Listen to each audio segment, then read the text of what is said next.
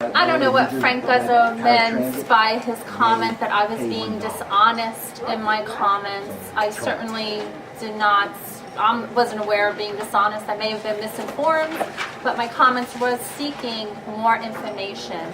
I explained that at the time of Eddie Sinclair's death, I did get involved with his mother, Yolanda Padillo. She was very concerned about bringing about change in the detention center, and she asked me to help her write letters and such. And through this process, I was in contact with Assemblyman Cryan. I was in contact with the state. I did look into a little bit about how the public could better watchdog what was going on in the juvenile detention center. And I was just met with roadblocks. Government officials do not like being watchdogs. The state official at the time just would not give me any information at all. I remember, and this is fuzzy, it was a while ago, but I remember specifically asking him, what records can I request to keep an eye on what's going on there? And he was very vague, and he's not in that position anymore. Maybe there's someone else there. But basically, what I found out through this process is government officials do not like being watched over. They do not want the public watching them. Anything that's going on in the detention center, it involves juveniles, so there's issues there with how much information you can get. And basically what I've learned from reading the report by the Child Advocate's Office, the matter of ES, which is on our website somewhere, and that was a report that the Child Advocate prepared after the death of Eddie Sinclair Jr. He was a 17-year-old held in the old detention center. He had hung himself on an exposed sprinkler head, which the state had investigated and deemed that that was an unsafe condition and that the county had to fix it, and they never fixed it, and they never built a new detention center, and Freeholder Sullivan was very much responsible for that as well. He was around back then. He was incompetent in that matter, and I blame him a lot, and Freeholder Strader as well. And basically the freeholders of the attitude then is the same attitude now. Like, it's not our problem, it's not our fault. These kids are locked up. Estrada made some horrible comments back in the day, and this is when Eddie Sinclair's mother used to show up at freeholder meetings asking them for reform. He said something to the effect of, you know, Mr. Sinclair was no angel. Like, yeah. It was horrible. But this is the, you know, the public generally doesn't care about prisoners. They just generally don't care. It's a non-issue.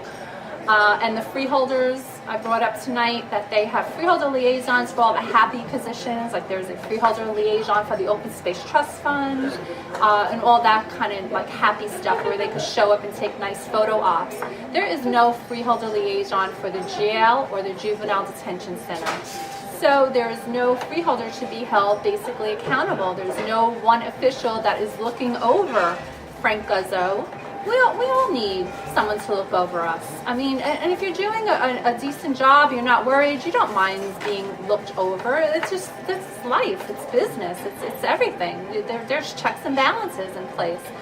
So I brought these things up tonight, and I also asked, because they appropriated $100,000 lawyering up about 9 or 10 county employees involved with an incident that happened in 2012, 2013. The family just filed a lawsuit a few months ago. We reported it on the County Watchers. A boy allegedly was sexually abused in the detention center by a jail guard, and allegedly the matter went on for 10 months.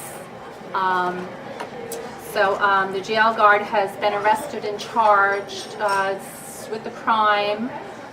The director and assistant director were allowed to resign. They retired, so I don't believe they were held accountable. I don't know if anyone else was held accountable administratively.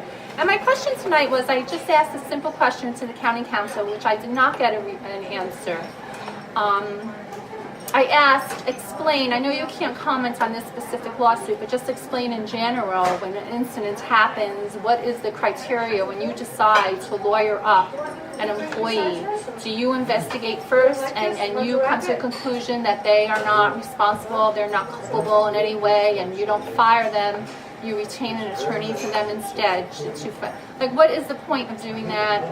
Do you vet them? Do you vet the situation out? Or do you do it just to cover your own asses because you're being sued as well. So I thought that was a pretty decent question I asked, and I made that comment, and to the best of my recollection, that's what I said. And then Frank Guzzo, instead of answering my questions, I didn't get these questions answered, these important questions. Instead of saying that, he accused me of being dishonest. I don't know why. Then he brought up the fact that, and it's true, I do remember requesting some sort of incident reports back in the day. Not much information was in them, and I think I stopped doing it. It wasn't worth my time to do it. And he brought that up, that I used to place all these requests for incident reports. And I made a comeback, after he sat down, I got to speak again. I said, so if I had been requesting, this went on for 10 months allegedly, the rape of this boy in the detention center under Frank Guzzo's bubble there. This supposedly went on for 10 months. So I asked, if I had been asking for the incident reports, would I have found that in the reports? And would I have been able to report it to someone to stop this rape from going on for 10 entire months? I mean, are they counting on the public to read these reports? Was this incident reported in a report that no one read? Like the Utilities Authority, that these stipend payments were in the check registry and nobody was looking in the check registry? They had to wait for me to read the check registry and bring it to their attention. So, unfortunately, I did get up and I asked Guzzo to explain what I was being dishonest about, but he didn't. So, baseless accusations by overpaid bureaucrats, overpaid, underworked, irresponsible. I don't see anyone that was held responsible besides this woman who was arrested and charged. I don't know what they're doing there, but I did remind the freeholders that they are ultimately responsible for those children in the detention center, and they're also responsible for the prisoners in the jail. It's a dirty job. I wouldn't want to do it, but it's their responsibility ultimately. They are responsible for those lives. They are responsible, and there is no freeholder liaison. I told them tonight they should vote on who is going to be the freeholder liaison to the jail and the detention center.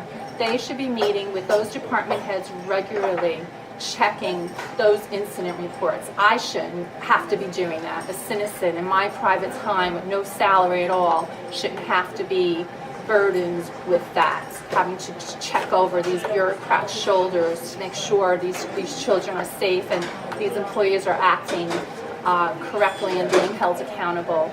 There should be a freeholder liaison, and we don't need county government for much more than anything else but running the jails, unless the state wanted to take over the jails.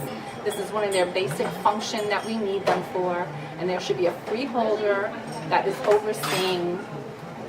Once a year, someone should be appointed to oversee the jails and the detention center.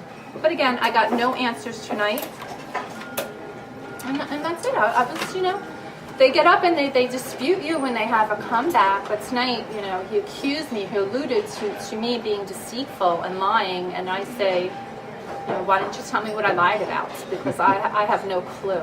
I sincerely have no clue. All I know is this boy was allegedly raped for 10 months under Frank Guzzo's watch. Not under my watch. It's not my responsibility to watch.